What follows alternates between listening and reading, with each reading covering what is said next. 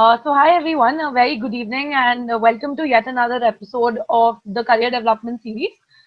Today, I have with me Piyush, and today we're going to be talking about brand consulting.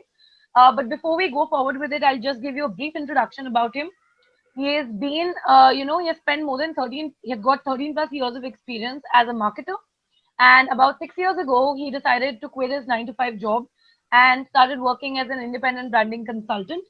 And post which, right now, currently is a branding strategist for many entrepreneurs and business owners. Piyush has an expertise, obviously, in brand consultation, brand development, and strategies around that. And he also has his signature consulting program, which is called Bridges, branding related ideas, design, growth, and engagement strategies. He's a published author, right? And a professional speaker.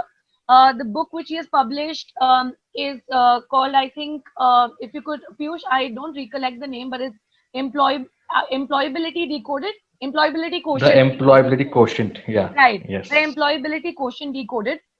And yes, and I'm pretty excited to have him on the episode here. Thank you, Piyush, for joining in.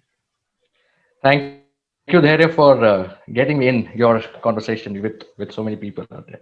Yeah, thank you so much. So let's to begin with, just let me ask you probably that I think branding, personal branding, and all of these are terms that we are hearing a lot. Let's say 5 years, if we track back on time from then. However, the time when you started out with it as a career, I feel it was not a very conventional one, I would say, right? So, how did your liking or passion towards branding as a concept and brand consulting come in? Okay, that's a straight question. Going straight to why I started doing this. Yes. Before I tell you my story, let me introduce brand to everyone. Branding as such, because let's make it conversational also. Sure, sure. So let me ask you one small question before I begin. We've all heard about this word brand and branding. Hmm. What can you tell me about one thing about brand or branding that you know? Or if people could just type in anything, one thing. Yes, you can feel free to drop in your views on whatever Piyush has just asked you. So what I have heard a lot of times is, brand is all about identity. It's all about the logo. It's all about the design. It's all a lot about what is seen by the customers or seen and, kind of So, experienced by the right, customers. Piyush, they're saying what others describe about you when you're not in the room. Shubham is saying it's selling products for a brand. Manoj is saying it's an impression in the customer's mind. Right, absolutely. Someone just nailed it. What others speak when you're not in the room, it was Right. said by none other than Jeff Jeff Bezos. Bezos. Right. Yeah. So it's his words. But I'll give a different perspective to this. Hmm. What I feel, brand is all about that promise. It's a promise. Okay. It's a promise of why do you exist Hmm. as an entity. It's a Right. promise about your quality of your products or your services. Hmm. It's a promise about how you will behave with your target audience and customers. It's about the personality that you're building and the relationship that you're creating with your target audience and your customer. So, brand is not just the statement that Jeff Bezos said. Yes, of course, I love that statement, Yeah. but I still come across a lot of entrepreneurs who restrict brand and branding to identity development. True. So I look at so many people saying that, yeah, we understand what is branding. It is coming up with a good design. It's coming up with a good identity system, which has a logo, which has my stationery, which has my, website and theme and whatnot. Hmm. But branding goes deeper than that. True. Okay. Hmm. Now let me tell you about why I got into this. Now Hmm. I have been a very, very creative person right from my college days. Okay. And what I feel, branding is a perfect amalgamation of creativity and strategy. Yeah. Okay, it's not about design True. here. I mean, there are designers for that. There are, artists for design. Hmm. But if you talk about branding, it's a perfect blend of strategy and creativity. So I was a marketeer since the start of my career. I did my advertising and media business management in my post graduation. So I Right. had the flair of communication, advertising, and all these things. But what I realized was, though I'm not a completely designer as an executor of, I don't build website, I don't create logos, I don't do a lot of things, but I had a sense of vision, I had a sense of aesthetic, I had a sense of how you could really start, anything from scratch. So whether it was an idea that had to be converted into a sellable format, Hmm. I started doing that, and that's when I got introduced to branding as a process, not Got it. as just one of the transactional work that we do. So that Right. was my journey about branding.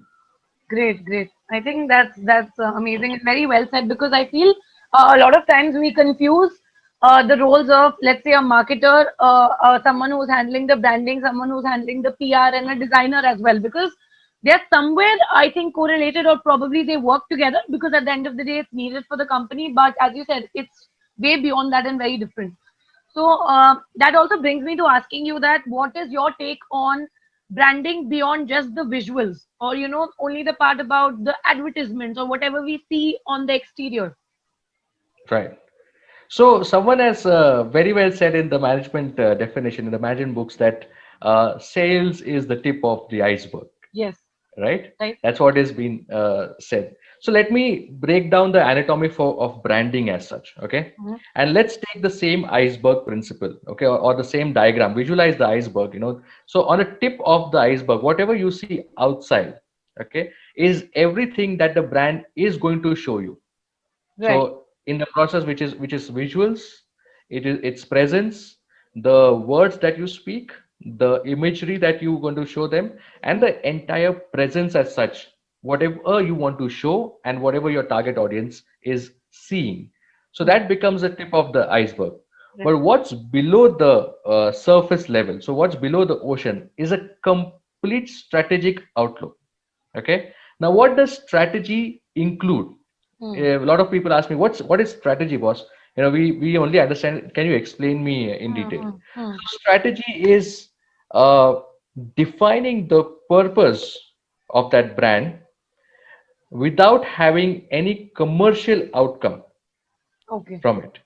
Okay, so my brand or my company would do this particular service or sell this particular product for or to this target audience Hmm. to solve this particular problem statement or to capture this particular opportunity statement.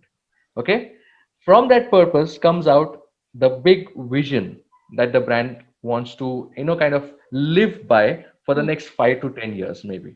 Okay, so we create a vision, mission, and value system for the brand.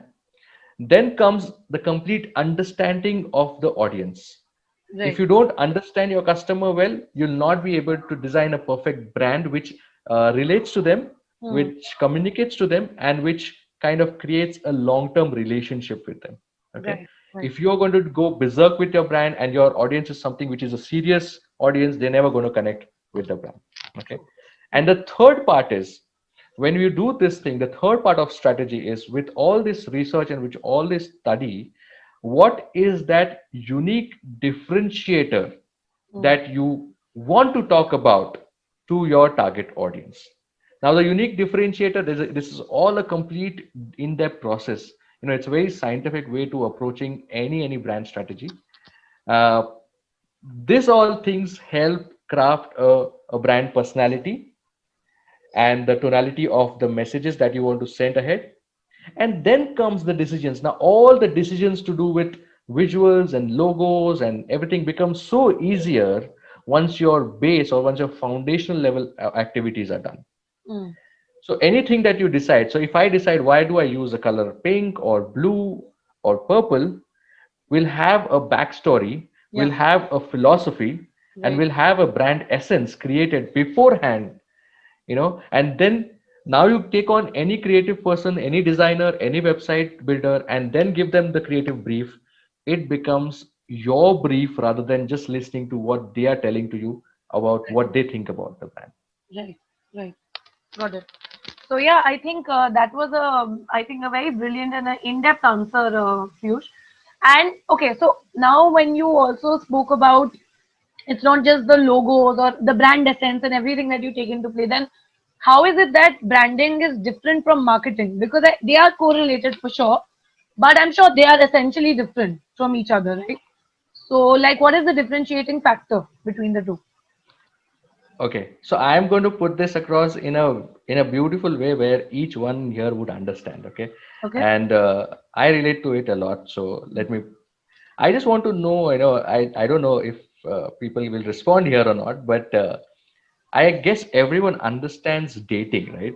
Everyone understands dating. Everyone has gone through that thing where you Yeah. have gone into college, you've seen that, someone, some beautiful girl or guy out there, handsome guy out there, and Hmm. you just kind of, that person just took your attention for a while, okay? Right. Right. And then the process of building a relationship started, but it didn't go like this. It didn't go like you went ahead and spoke to that person saying, hi, I am Piyush, and let's get into a committed relationship.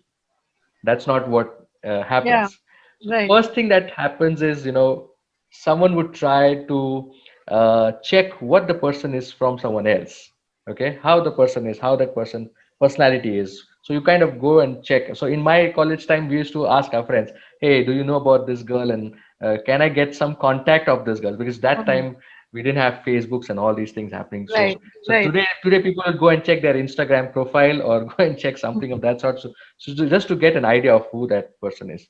Yeah. Then what happens is, you kind of try and spark a conversation. So it might be with something to do with a book or something to do with a class or something to do. Right. It's just make a conversation. Now, when that person feels that you are a right person, or Mhm. you come across as a right person, the conversation starts building up, and Right. then you get into a friendly conversation or a friendship mode. Going further, if you nurture the relationship, both feel that you're there for each other, you meant for each other in terms of how the relationship goes forward. Then you Hmm. start seeing each other or dating each other, and then there comes a time where you might want to pop up that question. Maybe that takes a lot of time also to pop up that question, saying that are we good for a long-term commitment, right? Right. Right. Now, just understand this. I've given this example, but let's look at what branding and marketing is. I'll correlate this now. Hmm. Now, if I look at branding, Okay. branding is about creating those relationships. Okay, how you take your audience from one stage to another. Okay, so how do you get the attention of your audience? What kind of message that you send across as a first conversation, where your target audience starts connecting or starts feels that connection instantly? How do you nurture that conversation? Okay, Right. how do you go on kind of curating your relationship with the audience? Hmm. And when I talk about marketing as such, now if you could relate what I spoke previously, you'll understand it well. Now the marketing part is the transaction part. Okay, Right. you go on creating that bridge, Hmm. and then you travel the bridge, and then that customer or the target audience is ready to probably make a commitment. So say probably attend your webinar, or probably attend a paid webinar of what you're doing, or probably buy that first small product from you. So that's the transaction that happens. Leading it to the transaction part is the marketing. And branding is, I would say, is a continual exercise or an investment, okay, of energy, effort, thought, money in building relationships and maintaining relationships, so for getting those loyal customers for a long time. So Perfect. even Right. after marriage, you do a love marriage. Even after marriage, you have to still stand with your promise, right? So I told you, branding is about a brand is a promise, Hmm. and even after the commitment, you are not going to say, "Oh, now I'm married, and now let's forget about this." You have to still nurture it, maintain it, and grow it deeper. So Right. that's the simple correlation that I wanted to share, Yeah. which I hope everyone understands it well. Yeah. I think that was very well drawn as well. Uh, and yeah, that's great. So I think Yathanshu is asking you, every relationship in marketing has to be transaction oriented or it's not necessary. then we don't have to do marketing then.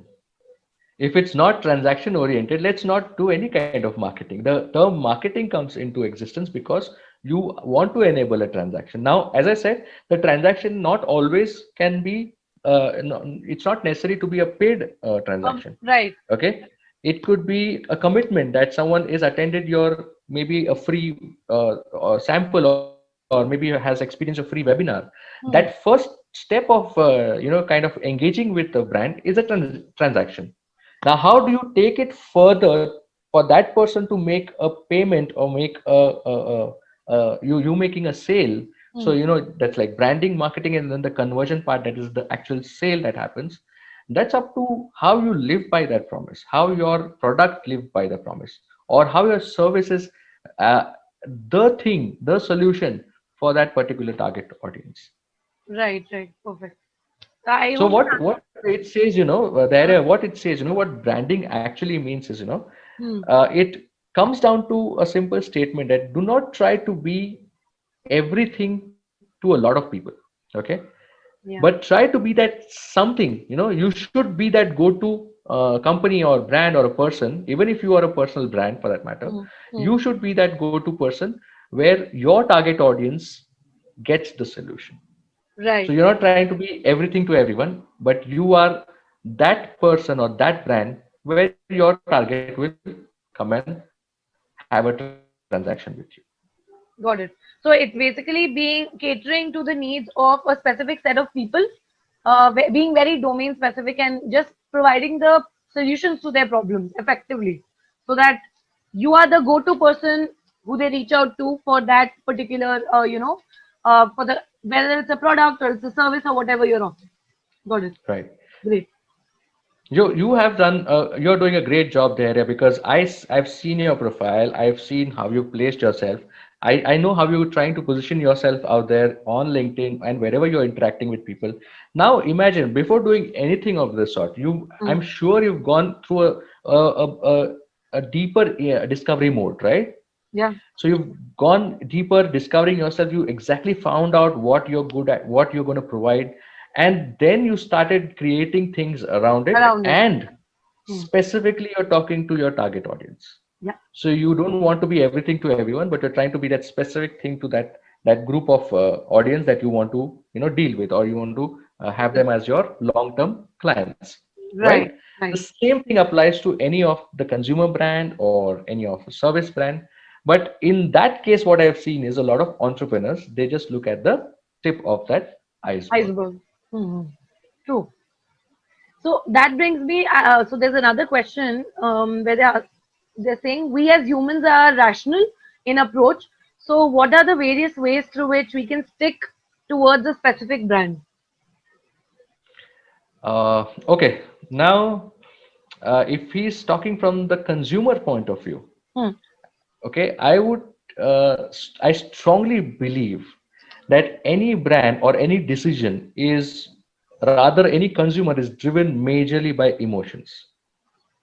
Okay, and the brand that anyone connects with emotionally, that is the first decision, that's the first place any person wants to go. And quickly the decision happens, so I'm going to buy from there because this is what I want. Now, to give you a simple example, I don't know whether you've heard about Tom's shoes. Have you heard about Tom's shoes?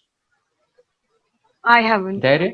I haven't. Okay, so let me give this example. Now, Hmm. Tom's shoes came into existence some years back, and before launching the shoes, they now anyone who's coming up with a shoe brand is going to face massive competition from all the local players as well as the global players. So you take the mass manufacturer Hmm. or the most luxury manufacturer like Louis Vuitton and things like that. Right. So, Right. but what Tom's idea was, now look at this, very interesting.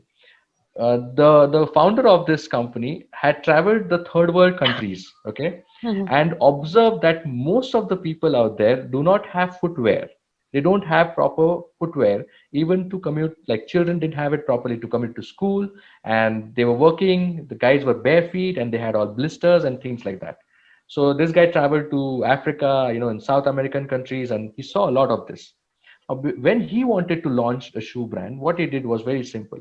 He didn't try to compete with the leather or the quality or the material or something of that sort. Hmm. He just said that, no, we've launched with a purpose.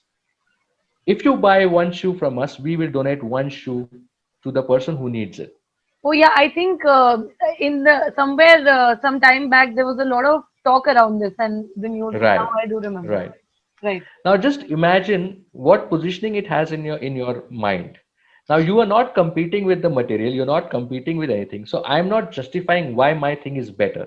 I just say that, why don't you buy a shoe from me, a pair of shoes from me, so that if you buy, I will donate one to someone who needs it. Who needs it? And this was a massive rave because right from the youth to the most elite people, they bought from there. Yeah. And this was the purpose of that brand, which didn't have any commercial intent. So look at this entire thing, how branding works. It's about clicking that thing, it's about creating that space where I'm different, and this is why I exist. Work with me, engage with me, buy from me, so that you are part of my vision. You're part of my big vision. Yeah. Right. I think that's a, I would say, a very smart marketing and branding strategy both. I think someone also said that, yeah, I think Mama, the company with every product that you purchase, they, plant a tree. So that's Right. another way, right? So also do controversies help in brand building? For example, recently, like the one with the Tanishq ad, where there was a lot of rage all around. So do you Right. think it helps? That's what someone I'm else. sure. I'm sure that the guys who created the advertisement or they created the copy around it and things like that, they never intended that. Yeah, I What know. happens is, of course, there are always two sides of things. Right. So people who kind of didn't like it and they kind of created some kind of publicity. But what happened was ultimately people who would still buy from Tanish, they still started going to Tanish actually raised more awareness. Yeah. That is what I feel. Right. So it's always said in the world of publicity, any publicity is good. That's what is been said in the PR world. Yeah. But I don't think so that any brand does it deliberately. I mean, every brand wants to portray a very, very positive image. If you've seen the Maggie Nestle, Mm. they had to do a massive PR exercise, and they got back, and they've got back wonderfully. So we are back to eating Maggie noodles. Right. So right, so that's how it works. I mean, there are bad days and good days, but I don't think so. Tanish did it deliberately. Is my take on it. Right. But also, like, because you took out the example of Maggie as well, so it depends on, there was a period of time, however, where people had actually, there was not just because of the ban, there was a time, I think, a phase where people had given up on Maggie and the brand existed, but people were not ready to buy the product anymore, right? Because of Right, the lead thing or whatever had come out with the side effects it had, etc. But at the end of the day, right. again, they re-established, repurposed their strategy and came up with, solutions to cover up everything. So I think it worked out in the end. So Okay, you gave a very fantastic word. You used a fantastic word, repurpose. repurpose. Yeah. And this is also something, you either when you're a startup, you have to have a strong purpose. Hmm. If you are an MSME who's doing some kind of revenues, every 5 years you have to come back and do the repurpose exercise. Now that is when I said it's all about strategy and not just the Right. design. Right. Right. Perfect. Okay. The next question is, what are your thoughts on the future of? I'm not sure what this is. It's OOH advertising, and I'm not aware Out what. of home. Acha, it's out Out of. of home. Okay. What does that mean? If It you is put all about whatever you see on outside your house. So whenever if you're on any. the airport, you see Okay. something on or LCD The screen put up board, at the places. advertisement Yes. board. Okay. Great. Uh, So, I think I don't have the exact stats or figures to tell you about what the future is about OH, but I don't think so. It's going anywhere. In fact, it's coming up with all the innovative possible things. So I have seen larger screens now at the traffic signals where they play video ads and they are doing those LED screens out there. mm, I have seen use of LED screens at events where you have sponsors and they run their complete video ads out there. So it's progressed from something which was static, which was more like hoardings and banners and backdrops. It has gone into something which is really, really, dynamic now. So I always say, the consumption of media has increased, by leaps and bounds. And today in the digital era, we are going to consume a lot more media. And you say through anything like through YouTube and through all these sessions that happen, OH is not going to die because people will eventually be out.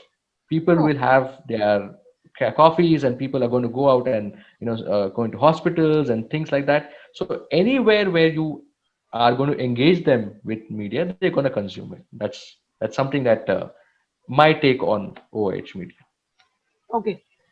So, one question that we have here is again that what about repositioning for brands in the VUCA world, the volatile and unstable world that we are in right now? Yeah. Okay, no, that's not going to affect anything. In fact, a lot of head now goes into creating or repurposing certain things according to this world now, according to the volatile and uncertain and whatnot. Why? Because every brand wants to, first of all, even if it's a thriving brand, it wants, if it's come down to survival, it needs to survive, it needs to sustain, and then eventually wants to thrive in the Hmm. market. Okay, Right. so efforts are going to be put in, and maybe the media channels or the media use will change. Maybe a lot of people are now migrating to the digital media. A lot of internet is being targeted. Platforms are, so media or content is created according to the platforms, so it's not like a generic thing that it's put on the news and or put on the TV as ads, and then a lot of engagement is targeted rather than just the information being passed. So because they have understood that even if it's from home or it's from outside, people want to engage with brands, Right. and the more engagement, the more conversion, the more sales. So if you are a brand who can engage your audience well in the selected medias according to the product or the service, I don't think so. It's going to change. It's going to be, in fact, even more challenging. It's going to be, in fact, even more innovative. And the guys out there have to scratch their head each day. Right. Great. Stanley is asking you what skills are key to get into a branding role. Okay, Stanley. Okay, so I started my role, as I said, as a marketer. My background is from media business management. So if you are from that background, like media, marketing, advertising, communication, all these skills are a must if you want to progress or transit into a role where you are either handling a particular brand. That means you're working in a brand, or probably working in an agency where you are handling multiple clients, which are of course then brands.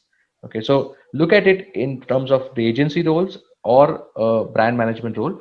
The skills that I feel is, one thing is you need to have a good articulation, sense of articulation. Then definitely you have to have some kind of business strategy skills. It's not only about the creativity, but then how you can bring this entire thing to, or how you can bring it into existence as a concept format and explain it to the creative guys, is something that is, I feel, again, communication, articulation, and how do you think, basically how do you look at things. That are the skills I feel, are must right now when it comes to branding. Right. We have the next question from Aldrin, but aren't targeted ads at home by following your interest a better allocation of a company's resources? Sorry, I didn't get the question. Sorry. I'm a little confused as well, but what he's written is aren't targeted ads which are at home by following your interest a better allocation of a company's resources? Yes, because see, that's what is I'm saying, that you the in the digital era, the algorithms are studying your behavior, right? And every kind of branding process or every kind of communication process depends on how the customer is behaving or engaging with the brand.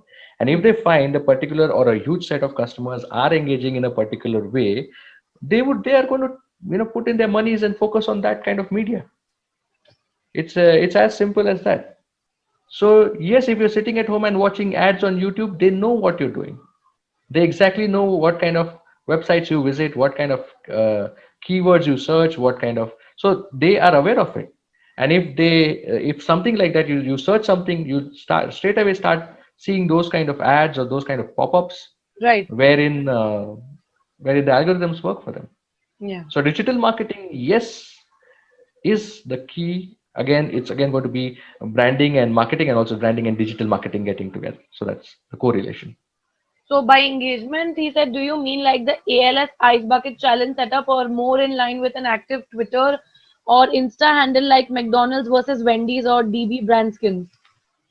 Okay, what he's talking is about one of the campaigns. Campaigns, yeah. Okay, so it's all about campaigns. Now, it depends on how the brand wants to engage. Of course, there can be again, I don't know whether I have heard one of your talks there, yeah, and then there one of the brand strategists said that it's always about purpose. How Hmm. do you engage your customers with a With the purpose purpose. for the outcome that you desire to happen? True. Okay, True. so any brand who has a serious product or service will definitely use these kind of campaigns. But at the end of it, if many people are engaging into it, they know that they have to talk about the outcome, which is what they desire. So, and if the ice bucket challenge does not suit their product or service, then it might not even work for them. Work for them. True. We have two questions which are remaining, and we have about 1 minute left, guys. So I'll take up the two questions which are left, and if you have any more, you can for sure join the same meeting link again, and Piyush will be more than willing to answer your questions. And I've noted them down. I think one is about the brand colors and which sectors the branding is very challenging in. So please join in via the same link again, and we'll carry forward the session from there again. Okay. Thank you, everyone.